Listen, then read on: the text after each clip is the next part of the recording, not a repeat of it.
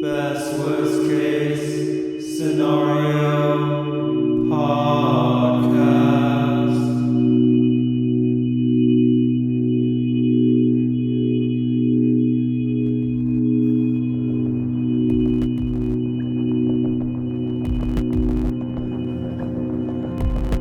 It was a terrible, indescribable thing, vaster than any subway train. A shapeless congeries of protoplasmic bubbles, faintly self-luminous, and with myriads of temporary eyes forming and unforming as pustules of greenish light all over the tunnel-filling front that bore down upon us, crushing the frantic penguins and slithering over the glistening floor that it and its kind had swept so evilly free of all litter. This is Mayan, This is Dana. and we are pleased to have you on another episode of Best Worst Case Scenario Podcast. We're here at the Mountains of Madness. It's a full wintry circle. We've gone downhill. We've gone downhill from A Christmas Carol to worse and worse, and now we're at the mountains. I'd say uphill. Uphill. True, because we're going into the mountains. Dana and I, in our travels and adventures, we have come across a lot of H.P. Lovecraft's work, but one that's really captured our imaginations is At the Mountains of Madness. At the Mountains of Madness. It's a good story. I like H.P.'s work. We've covered him before. And this is one of his longer stories. Yeah. It's just a little bit tough to get through some of his writing, but I do like the stuff. Yeah, the ideas, the concepts are cool. The names and the worlds, but he's just a little too wordy in my opinion, but it's still readable. For his own good, man. Someone needs to slap him over the head with a goddamn dictionary. Be like, get them words out of your head, man. Fucking lose that shit. Just tell us what happens. Like, how do you make an alien story boring?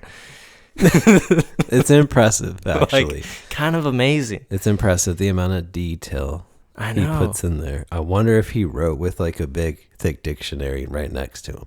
And each time he probably would open it and be like, what word have I not used in here?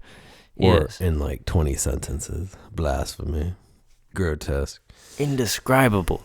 But yeah, this isn't an HP roast. It is, this though. Episode. It is going to be that. And if you have a problem with that, then you can follow HP into the Mountains of Madness and go find an alien civilization, is my nice way of saying. He's saying go fuck yourself in a nice, long HP Lovecraftian way. In an HP way he would approve of. So how does the story start? It's presented as a first-person scientific report by the character Dr. William Dyer, a geology professor at Miskatonic University. Made up. It's like Arizona State. That's real. Miskatonic. Anyone can go there. Miskatonic sounds like a school for bartenders, maybe. I'm going to tell people I went to Miskatonic. A bartending school in Harry Potter. For numerology or whatever the bullshit they teach. So Mr. Dyer, he writes to warn the future. He writes to warn future expeditions away from Antarctica after uncovering evidence of an ancient non-human civilization that predates humanity and may still linger beneath the ice. Yeah, it's a big twisty, swirly, cosmic thing of creatures and horrors and I like that twisty, swirly, cosmic thing of horrors. WHORES. It's like a whore, twisty, swirly, cosmic cereal of bullshit. It's like a smoothie, dark, morbid smoothie with luscious berries and dark currants in there. So this guy, Dyer, William Dyer, he finds himself in a dire situation. He's a scientist, and they go to Antarctica. Antarctica. Don't you know? They go to Antarctica with a group of scientists. They got a whole bunch of funding, And the story is pretty much after that fact, he's come back to civilization and he's written his account to try to, like you said, warn people. Yeah. But it starts out with them getting to Antarctica. No, it doesn't. Well, like after that. It starts out with a long, lengthy description of how he needs to tell the world. Would you like to share that? Yes, here we go. I am forced into speech because men of science have refused to follow my advice without knowing why. It is altogether against my will that I tell my reasons for opposing this contemplated invasion of the Antarctic, with its vast fossil hunt and its wholesale boring and melting of the ancient ice cap. And I am the more reluctant because my warning may be in vain. Doubt of the real facts, as I must reveal them, is inevitable. Imagine reading 100 pages of that bullshit. It's inevitable. I'm just kidding. I enjoyed some of it. Wow. Like 10% of it, would you like say? Like towards the end. After Lake got. But, wow, he just spoiled the whole story. Well, it's fine. Listeners. We're going to spoil it anyways. That's what we do. Send some hate towards mine. So he's there. Dyer's there. He's a geologist. This guy, Lake, is with him, and he's a biologist. And Lake gets all uppity, and he's like, no. Is there a joke here? Probably. Geologist and a biologist get together. Yeah. Who knows? Who knows what happens? Terrible things, though, in this story, because Lake, he decides to take, like, a bunch of planes and go off into so this area that they're exploring has never been explored. Yeah, the story takes place in 1930 to 31, I believe. Mm-hmm. I think the story was written in 1930, but it takes place around the same time. Right. So that means it was published immediately for that time. It's weird to me. But the expedition, I think it leaves from Boston, and it takes a couple months for him to get to Antarctica. They make some stops. It's like two ships. You got the Miskatonic and the Arkham, two fully crewed ships, and they get there, and they start their crushing through the ice like Voyager. They set up camp earlier in the expedition, and then, like you were saying, Lake and I'd say most of the team go with him. Yeah. So it's like on a shelf of Antarctica, but there's some smaller mountains around. And what's interesting is there is Mount Erebus and Terror. Oh, yes. Which Erebus and Terror were two Royal Navy ships. Yeah, Terror. If you've seen the show Terror. Mm-hmm. Oh. Based on a true story of Sir John Franklin's ill-fated 1845 expedition to find the Northwest Passage, which that was in the Arctic, that story, but that ended in tragedy with all 129 of the crew lost. Wow, the show goss got him. So Lake, the guy, takes this expedition, and he takes some of the people in a plane. Couple planes. And he goes off, and Dyer's like, what the fuck are you doing? There's storms, there's winds. Like, the winds there are crazy. They will decimate you if you're caught out in those winds. I'm talking like, what, 140 miles per hour wind or something? Probably something like that. I don't know, I'm making up shit. Ice has got to hurt your face. So, like, this Lake guy, he takes those people. They find shit, right? Eventually, yeah. I did want to go back to Miskatonic. Okay, take us back. Take us back to school at the Miskatonic University. For some people who don't know, Miskatonic University, it's a fictional university in H.P. Lovecraft world, which is inspired by the Arkham, Massachusetts, which is another fictional town in his stories. And so it was inspired by another fictional one? Yeah. Wow, that makes it extra fictional. Well, Man. no. It's something fictional. Okay. But I'm getting confused here because there's a lot of Arkhams going on. But Arkham is a town Lovecraft made. But Lovecraft made it. He was inspired by Danvers State Hospital, known for its dark history and Gothic architecture, which is basically Massachusetts Northern State Hospital. Did you say Danvers? Danvers State Hospital. I thought you said Danford. Yeah. I was like, whoa. But what's interesting is like that it has, I know I'm getting a little off story here, but the Danvers State Hospital has a bat wing layout for natural light. And the Arkham Asylum from the Batman universe is referencing Lovecraft. There you have it, folks. Batman is Lovecraftian. Dana just cracked the code. Just wanted to tell you all that. Yeah, that's where Wilbur went to check out the Necronomicon with his gangly fucking 6'5" loping like monster, you know? Yeah, the pig boy. The big boy.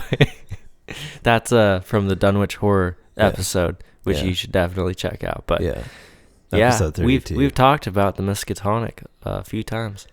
We have, and we just talked about it again. Yep. And now we're getting back to the story. And we were talking about Lake. So they got the geologists, biologists, engineers, graduate students. I think it's a 20-man crew. And so they got like 4 scientists and the rest of them 16. It's like a mix of pilots and mechanics and engineers. Mm-hmm. And then they brought 55 dogs to pull their shit. Yeah. Which is going to come army. Later. There's a ton of dogs there. But the goal of the scientific expedition is to collect fossil samples and map unknown territory. Yeah, mostly they just like wanted to dig down into the earth with this elaborate drill that he talks so much about, and they want to know like what the millions of years have brought for like the different layers of rock. Yeah, it's almost like he should have got a room with that drill, man. HP. I know. I'm just curious if all of that stuff is made up about the drilling technology that's new and like, and we need to, if any of you are drill experts, I need you to read the Between story the lines and let us know, is there any merit to this? Yeah, the drilling though, I think this is before Lake runs away with his team. The early drilling uncovers bizarre, strange fossils, right? Mm-hmm. So Dyer's like, hey, don't take all our supplies over there. And Lake's like, fuck you. So he goes over there and they start digging, and immediately they break into this like cavernous area, and it's just fucking full of fossils and weird shit from all over the place. And I gotta mention that the reason why Lake even felt the need to do this is because at their main camp, when they first get to Antarctica, they all start drilling with this drill, and Lake finds these weird markings. They're like these weird indents in the earth, and he just can't figure out biologically how those things exist. And so he feels the need to explore further before they like pack up and leave to a different spot. Good scientist. So in this cavern that they find, that Lake finds, it looks like the area used to be some sort of jungle, just like this weird like oasis of life way before it was covered in ice. But he also finds way more of these footprints and the things that made them.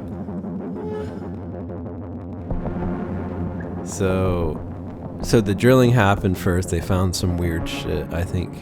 Wasn't it part of the alien matter too? Like starfish heads and weird barrel looking bodies or something. But they decided to keep going because they like that. So Lake and his team, which is I think that's like 18 people. Like they took the whole crew, didn't they? Yeah, there's a lot of people with Lake. Okay. There might still be some more people. A lot of dogs too. Back at camp, and I think they're on like 2 planes heading even further into the abyss. And then now they're like 700 miles away from the original camp when they start talking about seeing these huge mountains. They find these fossils, and so Lake's like, let's keep on going. And a storm's coming, but he's like, fuck it, YOLO. So they get into a plane and they start flying into the storm. Yeah. And what they see are these crazy ass mountains. And he sends these transmissions back to the main base. Wireless transmissions. And this is what they say. 10:05 p.m. On the wing. After snowstorm, have spied mountain range ahead, higher than any hitherto seen. May equal Himalayas, allowing for height of plateau. Probable latitude, 76 degrees, 15 minutes. Longitude, 113 degrees, 10 minutes east. Reach as far as can see to right and left. Suspicion of 2 smoking cones. All peaks black and bare of snow. Gale blowing off them impedes navigation. So the plane then goes down. Like, something goes wrong with it, and Yeah, Lake's plane goes down. But nobody's hurt, amazingly. But they have to land, Right. which is not good. But since they're landed, Lake's like, well, I'm just going to get out my drill and start investigating this spot we crashed in. And that's when they find these big barrel-chested alien winged, like, vegetable matter. These big movie aliens. I don't know how Like, to describe them. Old man tits and saggy balls. The The horror. way he describes them, I couldn't tell you because he takes like 2 pages to describe these starfished, like, fucking... They were built like a dump truck. No, they weren't. Big old booties. The elder ones had some junk in their trunk, man. A lot of baggage of those countless millennia, all stored in the back end. So that's right. It's the elder buns. Indescribable girth. The elder buns. Anyways, do you know what these things look like? I just told you. They're built like a dump truck. No, with they're some not. moobs hanging out. Seriously though, what do they look like? The elder ones or the other ones? No, the ones they find. So Lake is Lake is baked, and he's Okay. like, whoa. I gotta say though, Whoa. while he's flying in that plane, they see some even bigger mountains, right? They do. So they see some mountains that he sends these messages like, these might be as big as the Himalayas, the ones they see, and they keep on flying. And then he's like, Oh, shit. hold the fucking mic, man. I Yeah. found some mountains that are like twice that big. Mountains that he can't even see the tops of. Yeah. And they're in the fucking plane. Amazingly huge mountains. Like the I biggest could in read the world. you the transmission, but it's lengthy. just Let's just take a rain like check. the elder, just like the older ones were. But the gist of it was that those mountains that they saw were upwards of 35,000 feet. Yeah. Crazy. Huge. And Lake sends that transmission, and then his plane goes down. And Good timing there. yeah, so they're digging, and that's when they find these things. And I actually have a quote of what these look like, because they're not actually some big junky trunk. They're big titty. No, this is a quote by it. Objects are 8 feet long all over, 6'5" rigid barrel torso, 3.5 feet central diameter, 1 foot end diameters, dark gray, flexible, and infinitely tough. 7-foot membranous wings of the same color, found folded, spread out furrows between ridges. Wing framework tubular or glandular of lighter gray, with orifices at wingtips. Spread wings have serrated edge around equator, one at central apex of each of the 5 vertical staff-like ridges are 5 systems of light gray flexible arms of tentacles found tightly folded to torso, but expansible to maximum length of over 3 feet. Like arms of primitive crinoid, single stalks 3 inches diameter branch after 6 inches into 5 substalks, each of which branches after 8 inches into 5 small tapering tentacles or tendrils, giving each stalk a total of 25 tentacles. See, like, I can read all that, and at some point my brain just stops thinking about what it looks like because I can't picture it. He got too detailed with that. It's an ugly motherfucker, man. He could have just said it had some tennies on it. And I didn't read anything about some junk in that trunk or long ball sacks. Had some tentacles on it. That's what he could have said. Yeah. And then your imagination does the rest. But now we had to take you inch by inch and yard by yard. I know. Shit. It's like Flexible and durable. So many numbers. Parts of it sounded like a condom advertisement. Well, it sounds like a Long fucking and durable and stretchy and wow, leathery. HP condoms, man. That could be that's a good business idea right there. Yeah, just call it a Lovecraft. Lovecraft. Oh my gosh. We should go into business. Guys, we're making soap right now, but the next thing is probably going to be condoms. Yeah. So what is Dyer and all of them back at base thinking when they hear all this stuff? I think there wasn't there one thing that they also found, which was they found these preserved elder thing aliens, but weren't there signs of like dissection and shit on them? Oh, wait, no, you're right. So among those bones and fossils, because they find these weird elder things, right? But they find these bones, and the bones are serrated, like something. Whoever killed it, cut them through or whatever, dissected surgically, dissected those things. Yeah, and meanwhile, Lake can't even decide if these elder things are vegetables. He thinks they're like a wrinkly ass cucumber with long titties or long balls or something. You know? Yeah, dump truck. He thinks they're vegetables. Which, I mean, I'm not a biologist, and I don't know how you could mistake a vegetable for. They got the shape of a turnip. A vegetable. You know, like a spaghetti squash. They got that shape, that body shape. Have you seen Despicable Me? But indications there, aside from the dissection, that the creatures were alive more recently than they had thought from the fossils they found earlier. Like it looked like they were recently alive. The elder things? Yeah. Didn't it? Yeah. The way they were preserved. Yep. Kind of creepy. Yep. And they probably attributed that to the ice preserving them. No, they said there was something actually that preserved them, that they didn't know what it was that preserved their bodies. Yeah, Lake began dissecting the vegetables, which were the elder things, and he was saying that their biology was like nothing he had ever seen. Yeah, so Danforth. Who is Danforth? Danforth. Gotta tell us these. Danforth.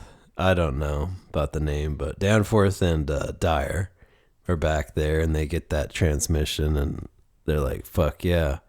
Let's go check out fucking Lake's party, because that's way more exciting than hanging around here feeding the doggies. Right? Yeah, well, they're like stoked because they're like, fuck, we stayed home, and they're finding all these things that are going to make them famous. They're seeing giant mounds and aliens, and what are we doing? We're playing solitaire. But at the same time, I think they're worried that the communication got cut off. So it does get cut off because there's a huge storm right after Lake crashes and sends all those transmissions about the mountains and the fossils and the dissections. Right. So they embark on this 700-mile journey, which is crazy. By plane. With probably half and half mix of excitement and dread, worrying about the team. What they'll find. Well, no, yeah, but worried that the team's okay, you know? But they're also super excited. It's a scientist's dream to find like the biggest mountains ever existing. And aliens all in one fucking day. Yeah. Yeah, as they're flying towards the lake site by plane, this is what HP says about it. Little by little, however, they rose grimly into the western sky, allowing us to distinguish various bare, bleak, blackish summits, and to catch the curious sense of fantasy which they inspired as seen in the reddish Antarctic light against the provocative background of iridescent ice dust clouds. In the whole spectacle there was a persistent, pervasive hint of stupendous secrecy and potential revelation. as if these stark nightmare spires marked the pylons of a frightful gateway into forbidden spheres of dream and complex gulfs of remote time, space, and ultradimensionality. I could not help feeling that they were evil things, mountains of madness, whose farther slopes looked out over some accursed ultimate abyss. The seething, half-luminous cloud background held ineffable suggestions of a vague, ethereal beyondness, far more than terrestrially spatial, and gave appalling reminders of the utter remoteness, separateness, desolation, and eon-long death of this untrodden and unfathomed austral world. Wow. The indescribable yet describable mountains. That's what they're seeing as they're flying to Lake's camp, not knowing what they're gonna find, is these giant-ass mountains that scare the poopies out of them. Wow. Very tall mountains they saw. That's how I would put it. They saw some tall mountains. Yeah. They're huge. That's what she said. That's what the elder one said. So what do they find when they get there? Well, I think everyone's having a good time. Party around the campfire. Some beers. And it's a huge welcome party. They put Danforth and Dyer up on their shoulders and run them around. Like hobbits. Like, you made it to the Like party. Tiny Tim. That's what they were hoping for. But no. They found their friends and their team all over the place. In pieces.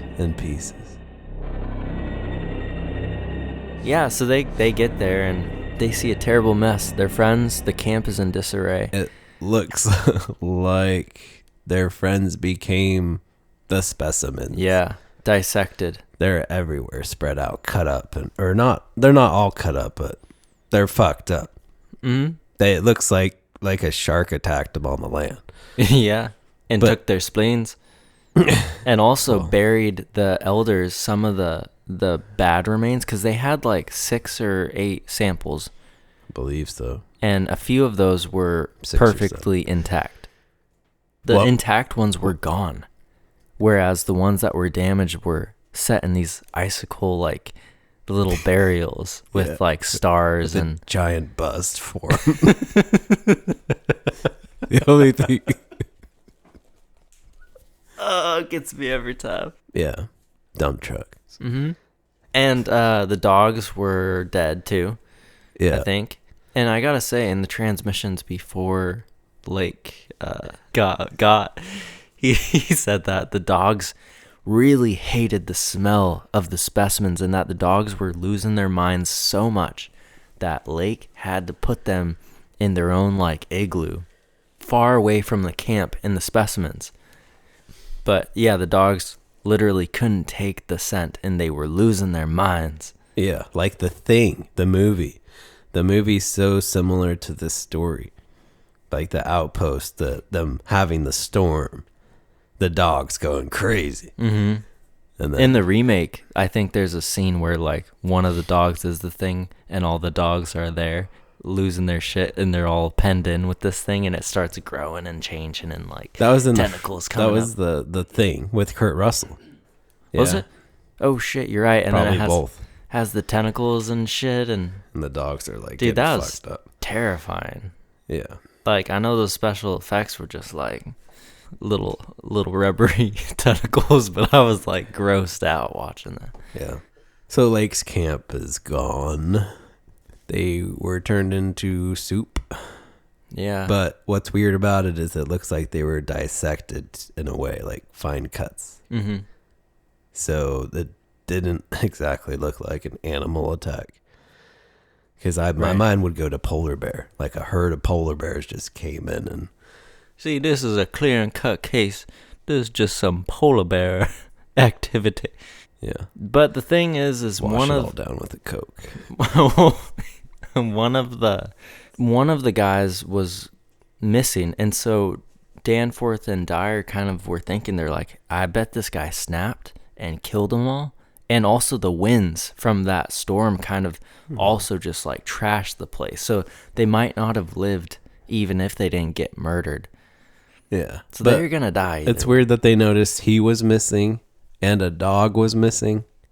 Mm-hmm. Like they can count all the dogs. They named them all. There's got to be some dogs back at camp. It can't be all 55 dogs there with them. So their initial reaction should be to get the fuck out of there. It should be. But no, they're scientists and they got to know more and go after those mooby bandits, man. Why? Why do they go try to find more? It's always in the horror movie stories.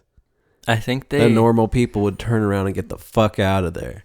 Yeah, I don't know why they... Let's go find that weird guy and console him. They want to... Maybe he wants to talk. Well, they first start by looking for survivors, or the survivor guy, like, by plane. They don't see anyone. Another get the fuck out sign is all the specimens are gone. Yeah, I know. But they also see the mountain range, and they're like, we still want to go and look in there, because there's some weird stuff that all look like cubes on top of these black peaks of mountains, like these weird, almost man-made structures up there. So we got to at least go look and make sure that the guy didn't like hide out there. So they fly by plane from Lakes Camp. Yeah, they fly a little bit closer, and as they get closer, they go from like thinking about Lake and the horror that happened there to this like wonder of what is this place? What are these mountains? And it almost like supersedes the horror they experienced, because as scientists, they're just so enamored with the majesticness of these mountains and the unexploredness of them, you know? The details. Colossally ancient city they're flying into unknowingly. So they fly to these mountain ranges and they find a spot for them to land, and then Dyer and Danforth get out and they just start going towards these caves they see in these mountains. Once they get to them, they come across architecture that's clearly not made by humans. Weird designs and shapes and non-Euclidean design. Yeah, or whatever the hell that means. They see these carvings of the elder ones. They're able to see the history of that race carved onto kind of like the hieroglyphs of Egypt. Yeah, sculptures and stuff, but it's bas relief on the walls, like carved in, which sounds amazing. And they are able to interpret what happened there and how everything was formed way before humans and way before life on Earth. I find that crazy that they could piece together a story on an alien wall in probably another language. I know it's like a lot of it is pictures, but like how the... They're scientists. I guess. They're smart. And what is the story about before humans? So the elder things arrived from space hundreds of millions of years ago. Billions, gajillions, jazillions. Millions. Jilzillions of years ago. They created life on Earth. They did. Like Prometheus. Yes. Prometheus, if you've seen that movie from Ridley Scott, it's pretty close to Antarctica minus the snow. So they created life on Earth for food and labor. They're trying to feed themselves and make workers. They engineered early organisms, unintentionally giving rise to plants, animals, and ultimately us. They created a slave species called the Shoggoths, shapeless, protoplasmic beings capable of mimicking any form. Which, now you're thinking of The Thing and other movies. But the Shoggoths are really, really nasty. When I read the story and listened to the story, I didn't think they were like that bad. They're kind of annoying, but yeah, they're disgusting and super intelligent. They got tons of eyes and slimy. And They mimic stuff in a bad way. So The Thing was a great interpretation of that. At first obedient, the Shoggoths eventually developed intelligence. Then they rebelled and overthrew their their creators, which were the elder thing, the elders, the civilization. big saggy bottoms. That dump truck. They dump those dump trucks. Yeah, they spanked their booties back to space, man. Did they? I didn't think they did. No, they spanked them underground. But they fought. They had a war. Yeah, they overthrew the elder things, civilization, climate change, and in the wars between them forced the elder things, the elder ones, or whatever you want to call them, underground and into decline. So they were starting to hide because these Shoggoths were just fucking picking them off. And it kind of makes you think of Prometheus and aliens. Mm-hmm. Like aliens represent the Shoggoths. Yeah, because they made them for like sport or as a bioweapon or whatever. I guess the engineers made them as a weapon, and then it ended up backfiring. Yeah, in they a got big fucking way. face suctioned. Yeah, and then here's a quote. Poor old ones, scientists to the last. What had they done that we would not have done in their place? God, what intelligence and persistence. What facing of the incredible, just as those carven kinsmen and forebears had faced things only a little less incredible. Radiates of vegetables, monstrosities, star spawn, whatever they had been, they were men. So that's a quote from, I think, Dyer. That's cool. Because he's like putting himself in their weird shoes. They don't have shoes. Exactly. They just had big Because he's like to them, they're men and we're the monstrosities. They're looking at us and like, why don't they got saggy bottoms like us? He put himself in their brassieres. Yeah, exactly. So, yeah. But Every time you say Shoggoths, I just think of Shoguns. And I keep on picturing these like Japanese like emperor dudes. Yeah. So I do want to say more on the Shoggoths and what they are, but I want to move the story along too. Okay. So not only did that happen, those wars, but there was another seedling of aliens that came from the stars after the elder things had been here, and these were the spawn of Cthulhu, and probably Cthulhu himself.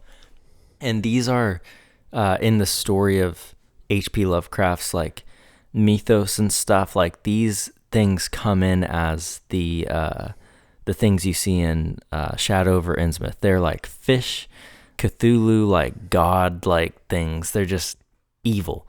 And they don't look like vegetables. They look like, I think they can be amphibious, they can be winged. They don't even care about humans, but they care about controlling the universe. Yeah. So there's like this infinite war between the elder things, the elder ones, and these Cthulhu spawn. And I think the Cthulhu spawn like went to sleep or went underneath the ocean or something. But the elder things were pushed to further and further places underground. Didn't they fight Yetis too? I think Yetis were here as well. Like, it's crazy, dude. H.P. Lovecraft mentioned Yetis, didn't he? Yeah. In the Mountains of Madness. Yep. I remember hearing that, and it just blew past me, and then I was like, what the fuck? Yeah. They were fighting Yetis too? Yeah. Like, all these aliens showed up on Earth, like a Mexican standoff, and they were like, hey, it's like that Spider-Man meme, you know? Who's gonna win? Yeah.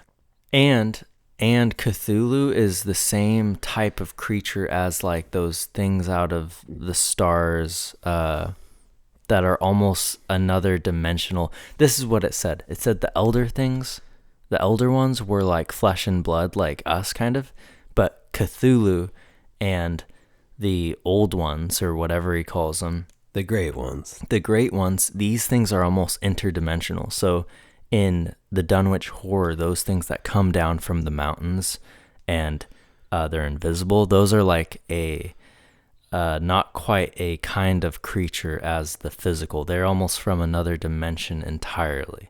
And those things are also, so it's like this crazy fucking, like you said, a swirly cosmic jumble. It is. It's impressive he was able to make this world too. And it makes us feel so small because it's like we're just these little specks, these little bioengineered things that aren't even the main players. Yeah. There's so many ranks there. Yeah, like you're saying, the great ones, the great old ones. It just goes deeper and deeper and deeper. Yeah. And the Necronomicon kind of details a lot of these relationships between these entities and what they are. These entities. And they even talk about the mountains, I think, is what they sort of get to towards the end of the story, is that these mountains in this mountain range and beyond it, which we'll get to, is really what the Necronomicon is about. Yeah. It's so interwoven, but in a vague way. Yeah. It's like the upside down times vague 10. as in you don't give a shit. Vague as in I don't read shit, man. No, it's really random, but it makes sense too. Mm-hmm. It's like a really sounds real. It's a really thin thread you can barely see that pulls through all of them. Yeah. But yeah, they're walking around. They go deeper and deeper. Into what? Into these tombs. These like caverns, but they're engineered and they're like squares, and I would describe them to you, but like they're just so intricately described. Yeah. They went deeper into the tunnels. Yeah, right. So they realize that this city that they're in is deserted. And until they hear Tekalili. Well, Tekalili. They learn from the pictures, too, that the city was abandoned over eons. Yeah. And that the creatures probably moved down into the earth. Right. Which they follow these tunnels because they're stupid.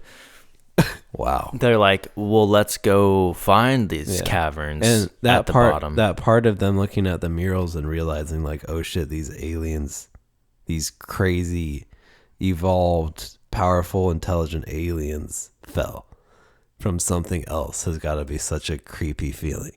Yeah. And that thing is still around. That's the exact moment you feel that in Prometheus is when they go into the ship and they see the holograms of the engineers running and looking back and realizing that shit went really bad for these guys. And you're like, oh shit, I'm here right now. Oh no. What do I? Yeah. But you want to keep exploring. You want to find the truth. That's a cool crossover. Yeah. Isn't it? I bet you that Ridley Scott was thinking that when he fucking directed that. He's like,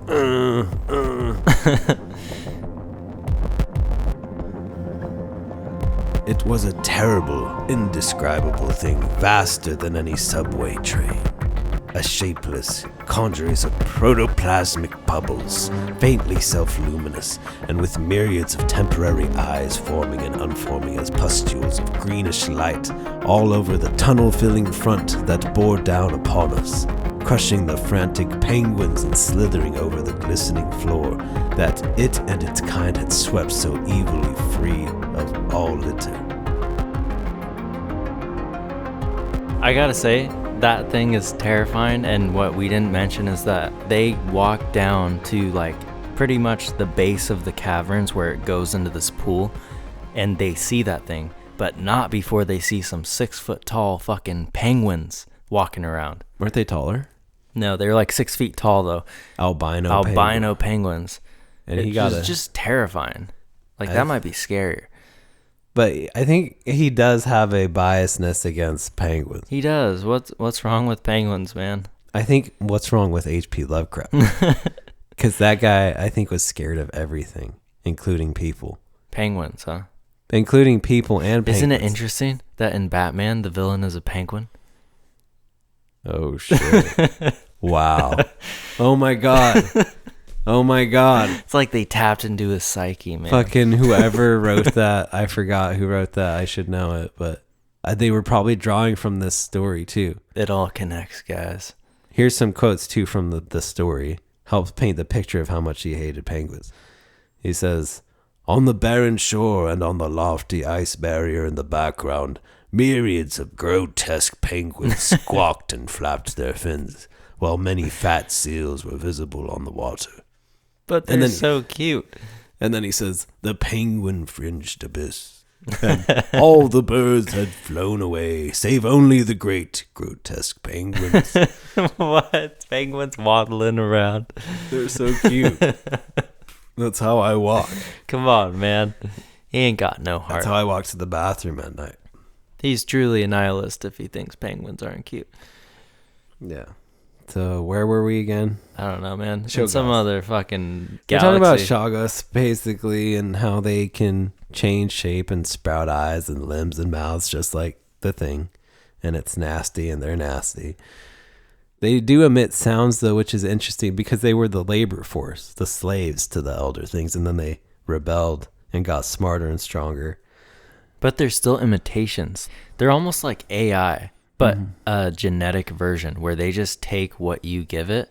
Physically and audio. Yeah. Auditorily. But they've taken it to the point where they become something you didn't intend, like AI could be. Yeah, you could look at it that way. Like a tool that gets out of hand. Because it was a tool for the elder thing. So, but the fact that they were slaves and laborers, like you almost don't feel as bad for the elder things getting overthrown. Because they were using these things. Yeah. Probably for terrible work. And then, obviously, they got smart enough to overthrow them. But one thing that they did copy, too, is the Tekeli Lee, which is They would scream that. the Shoggoths. Or the elder things. That was the elder things. That was their catchphrase. Yeah. That was their motto. Tekeli Lee. That's all they'd say. Tekeli Lee. Which was an Asian man of a film that they watched when they got here. Tekeli Lee. No. But the Shoggoths picked up that too. Yeah, and that's what they hear, Danforth and Dyer. From that That- freight train of a gooey thing chasing them. The slob. Yeah. The most grotesque wind instruments you could imagine Really. were heaving vehemently in my eardrums. So they have that happen. They and encounter They Shoggoth. finally fucking leave. They finally are like, okay, maybe we should go. They get out of there. They get leave. on a plane. They get on the plane. And they swap seats because Danforth is an emotional wreck. Yeah. He's shaking at the controls and Dyer's like, you want me to fly? Even though he's not as experienced. It's like I'm not a pilot, but Let me take that joystick out of your hands. yeah. So he's flying them over the mountains away, and they see beyond those mountains something even crazier. Some movies. More mountains, but these ones are fucking huge, even bigger Big old pair of mountains. than the ones they saw. On their way out of there? Yeah. Mountains they that are- see these mountains that are probably like 70,000 feet. maybe like 60. I don't know if it said, but It was they're quite a bit unfathomable. bigger. Yeah. They're so huge. And in the writing on the walls, the aliens feared this place. The elder things, they even feared these mountain ranges. Beyond the mountains of madness, there was even a crazier thing. Mountain ranges. Or just visuals, too, of what Danforth ends up seeing in the plane. Yeah, so Right. Danforth is looking out the window. As they fly away, Danforth looks back and sees something beyond the mountains while they fly away to safety and escape the Shoggoth. Something Dyer never fully understands. He makes a reference to the abyss and hints at a deeper cosmic truth or madness that's beyond the elder things or the Shoggoth, which is hard to think about. But in that moment of him looking back at the mountains and seeing something unspeakable, he lost his mind for good. From that moment, he was never the same. The higher sky as we crossed the range was surely vaporous and disturbed enough, and although I did not see the zenith, I can well imagine that its swirl of ice dust may have taken strange forms. Imagination, knowing how vividly distant scenes can sometimes be reflected, refracted, and magnified by such layers of restless cloud, might easily have supplied the rest. And of course, Danforth did not hint any of those specific horrors till after his memory had had a chance to draw on his bygone reading. He could never have seen so much in one instantaneous glance. At the time, his shrieks were confined to the repetition of a single mad word of all too obvious source. Tekeli Lee. Tekeli Lee. This is a good story. But there's a lot of description. So if you don't love descriptive writing, maybe you won't enjoy this one. But I would say give it a try. If you like Edgar Allan Poe, you'll probably like this. Weren't they friends? No. They just admired each other from afar. No. Like there's another depressed asshole. No. They missed each other by a couple decades, I think. Poe died way before HP was born. And HP really admired Poe's work as a writer. Yeah. And this story, At the Mountains of Madness, is inspired by one of Poe's stories, which is, I think it's Arthur Gim or Pym or some shit. It's a story that takes place in Antarctica with this guy, and some shit goes really south, and there's like murder and stuff. But it's H.P. Lovecraft's favorite story from Poe because it's his longest one. It's longer than At the Mountains of Madness. Really? It's two or three times longer than this one. Wow. So it's a full novel. Yeah, it's way longer than this. And so isn't that crazy how Poe wrote this? It inspired At the Mountains of Madness, and then that's inspired The Thing, which is inspired like Ridley Scott's Alien, Prometheus, and all these other things. So like from one story we have so much media. It's pretty crazy to think. It's like a mirror, two mirrors reflecting. It's creating infinite stories. Wow. Isn't that weird? That's cool. Yeah. I mean, yeah, it's tough to read and listen to this stuff, but I do like the ideas. Mm-hmm. And I want to coin the term love-splaining. Did you make that up? I did. Damn. Love-splaining.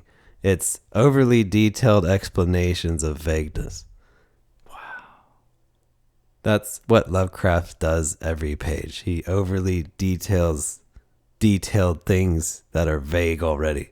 So he tells you so much about nothing. Yeah, yes. And it's impressive. It's impressive. It's a bunch of clouds, a bunch of smoke. Here's a little tidbit from the story we just talked about.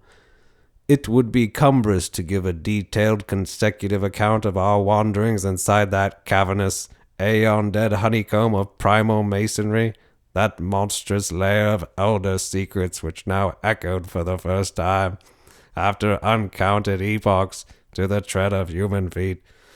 Like that kind of shit.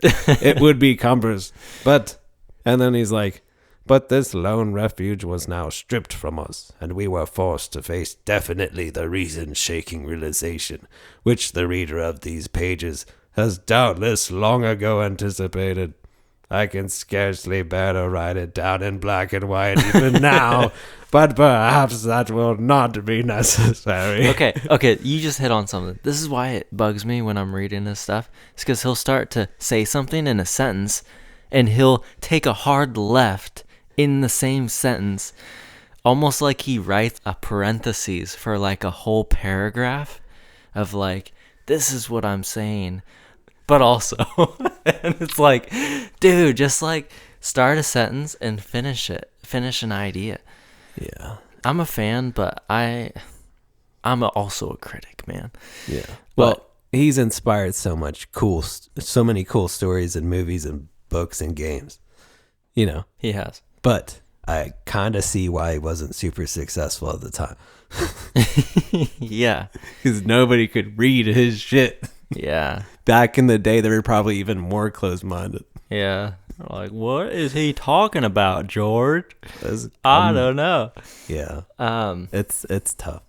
But HP, he's cool. The whole world's cool. Cthulhu. Yeah. Take that, nihilism. We like the world, and we like penguins, and we like podcasts called Best Worst Case Scenario Podcasts. I'm your host, Mayan. I'm your host, Dana. And we really... And you Thank better you, hit guys. that like and subscribe button right now. Hit bitches. it now. Hit it twice. Don't hit it. Hit it 3 times. If you listen this far, you got to. Your listenership means a lot to us. We got some cool stuff planned ahead. We do. We got some things in the works. That's not just podcasts. Mm-hmm. Stuff that's gonna make you smell good. Yeah. So stay tuned for that. Yeah. Thank you guys for tuning in. Don't let the aliens suck your face. Thanks for listening to this retelling of At Mom at the Mountains of Madness by H.P. Lovecraft.